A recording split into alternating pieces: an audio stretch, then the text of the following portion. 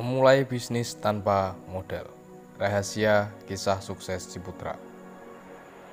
Pengusaha terkenal asal Indonesia, Ciputra tutup usia di Singapura pada hari Rabu dini hari tanggal 27 November 2019 lalu. Pria yang menghembuskan nafas terakhir di usia 88 tahun ini terkenal sebagai pelopor usaha real estate di Indonesia. Beliau sukses membangun berbagai mall, hotel, perumahan hingga tempat rekreasi. Menjadi salah satu orang terkaya di Indonesia, ternyata kesuksesan Ciputra diraih dengan susah payah. Kebanyakan calon pengusaha akan mengeluhkan modal awal mereka untuk mendirikan atau mengembangkan usaha. Akan tetapi, berbeda dengan kisahnya Ciputra. Siapa yang tidak mengenal Ciputra? Datang dari keluarga miskin, berlatar belakang dari keluarga sederhana dari daerah Parigi, Sulawesi Tengah, Ciputra dilahirkan pada tanggal 24 Agustus tahun 1931 dengan nama lahir Ji Jin Hon. Ciputra adalah seorang yang sukses memulai karir dari bawah dengan bisnis tanpa modal di bidang properti. Beliau dikenal dengan sosok insinyur dan entrepreneur di bidang properti. Beberapa contoh bisnisnya yang terkenal antara lain adalah Jaya Group, Metropolitan Group, dan Ciputra Group. Beliau juga dikenal dengan sosok filantropis yang fokus pada bidang pendidikan. Masa kecil Ciputra. Sejak kecil Ciputra sudah merasakan perjuangan yang berat.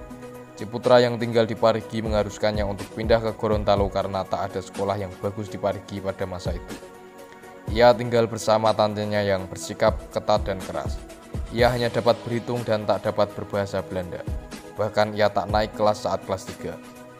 Akhirnya Ciputra bersama keluarganya pindah ke Bumbulan karena ia tak dapat kembali ke Parigi yang dilanda gempa bumi dan tsunami. Ayah dari Ciputra ditangkap oleh pasukan bersenjata, tidak dikenal karena dituduh sebagai mata-mata Belanda, dan tidak pernah ada kabar lagi setelah itu. Sejak saat itu, Ciputra kecil harus bersekolah sambil berkebun dan berburu babi hutan. Selain itu, Ciputra juga membantu ibunya untuk berjualan kue dan mengurus sapi peliharaannya untuk menambah penghasilan keluarga. Walaupun saat itu Ciputra termasuk anak kecil yang nakal, tetapi ia tetap mau bekerja keras membantu ibunya untuk mencari uang. Memulai bisnis tanpa modal di bangku kuliah.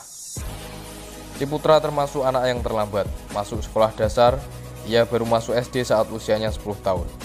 Meski begitu, ia tetap semangat bersekolah dengan berjalan kaki sejauh 7 km tanpa menggunakan alas kaki setiap harinya demi untuk bersekolah. Ketika lulus SD, di usia 16 tahun, Ciputra melanjutkan sekolahnya di SMP dan SMA Frater Don Bosco di kota Manado. Setelah lulus SMA, ia bertekad memiliki masa depan yang lebih baik dan memutuskan untuk pindah ke Jawa dan diterima sebagai mahasiswa di Institut Teknologi Bandung ITB jurusan arsitektur. Sejak tingkat 2, ia tidak mendapat kiriman uang dari ibunya. Dengan begitu, ia pun mulai mencari uang sendiri untuk memenuhi kebutuhannya. Di tingkat 4, ia bersama temannya Budi Brasali dan Ismail Sofyan mendirikan perusahaan PT Parencana Dana. Akan tetapi Ciputra tidak merasa puas akan pekerjaannya karena menunggu pekerjaan dari orang lain. Lalu ia pun mendirikan PT Pembangunan Jaya yang bekerja sama dengan pemerintah DKI Jakarta. Mendapatkan gelar insinyur. Sebelum lulus dari ITB, Ciputra sudah mendapatkan kontrak pekerjaan yang lumayan dari jasa konsultan yang dibuat bersama temannya.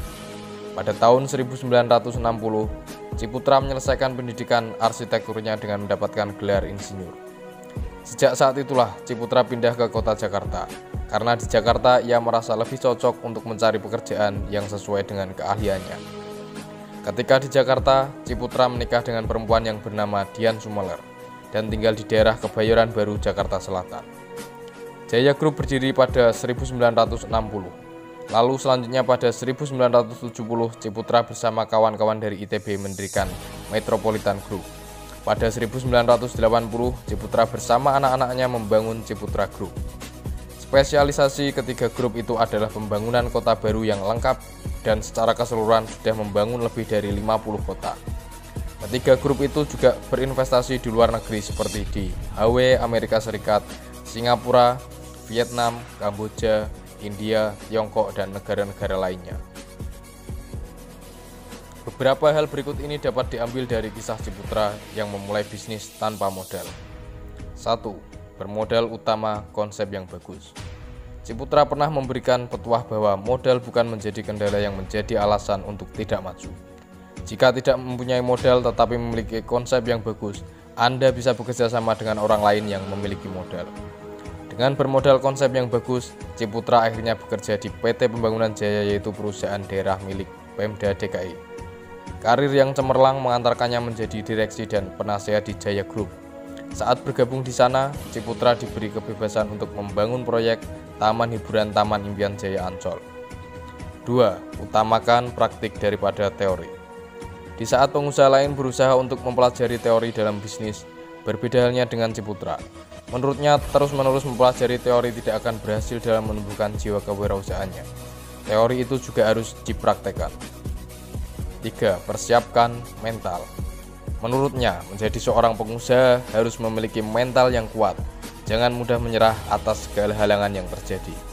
Jangan jadikan Anda yang seorang pelayan bermental seperti pelayan, tetapi Anda harus memiliki mental menjadi seorang bos.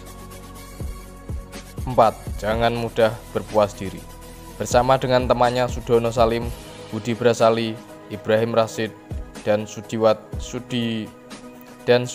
Katmono, Ciputra mendirikan perusahaan Metropolitan untuk membangun perumahan mewah di Pondok Indah dan Kota Mandiri Bumi Serpong Damai, atau lebih dikenal dengan BSD Serpong.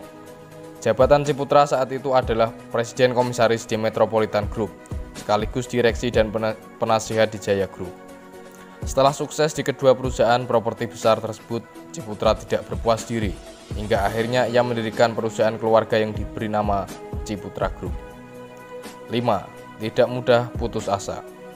Pada saat terjadi krisis ekonomi besar di tahun 1998, ketiga perusahaan yang dipimpin Ciputra mengalami imbasnya, mulai dari Jaya Group, Metropolitan Group, dan Ciputra Group. Walaupun ketiganya perusahaan tersebut sudah melakukan penghematan besar-besaran, Ciputra Group terpaksa melakukan PHK terhadap 7.000 karyawannya, sehingga hanya tersisa sekitar 35% dari total karyawan. Dan karyawan yang bertahan pun harus menerima potongan gaji 40% untuk kelangsungan perusahaan agar tetap berjalan.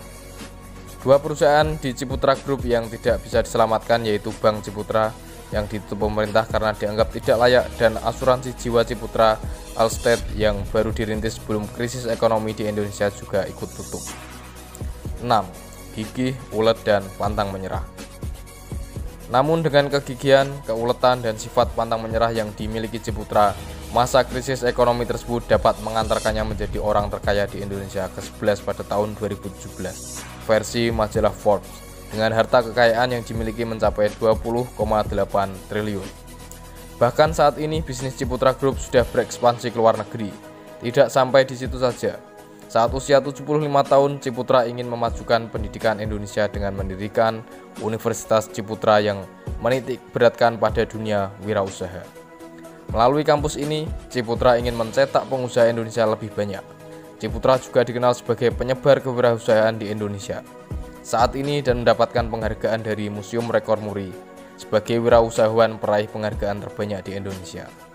Penghargaan lain yang didapatkan oleh Ciputra adalah Entrepreneur of the Year oleh Ernst & Young di tahun 2007.